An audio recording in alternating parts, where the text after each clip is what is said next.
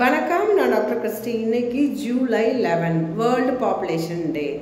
எங்கள் அப்பா கூட பிறந்தது 10 பேர். பட் ஆனால் இப்போ என் கூட பிறந்தது எங்கள் அண்ணன் ஒருத்தன் தான். எனக்கு 2 பசங்க. ஸோ நம்ம ஒரு இதுக்கு முன்னாடி உள்ள ஜென்ரேஷனுக்கு முன்னாடி இருந்தவங்க 10-15 பிள்ளைங்க பெற்றுக்கிட்டாங்க. அடுத்து வந்தவங்க 5-6 ஆகினாங்க. அடுத்து 3, அடுத்து 2, நாம் 20, நமக்கு 20, நாம் 20, நமக்கு 1. இப்போ இந்த பாலிசி வர்றதுக்கு காரணம் என்ன?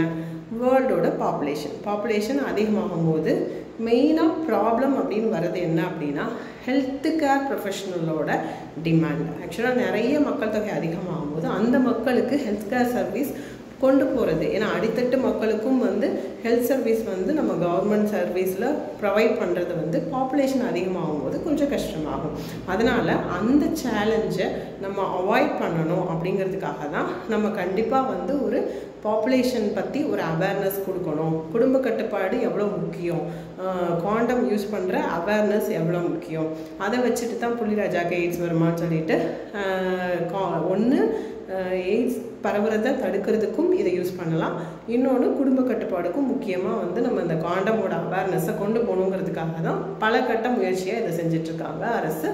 அதனால் இந்த பாப்புலேஷன் டேயில் நம்ம அந்த அன்வான்ட் ப்ரெக்னன்சி அப்படிங்கிற அவேர்னஸை முக்கியமாக மக்களுக்கு கொண்டு சேர்க்கணும். Thank you so much.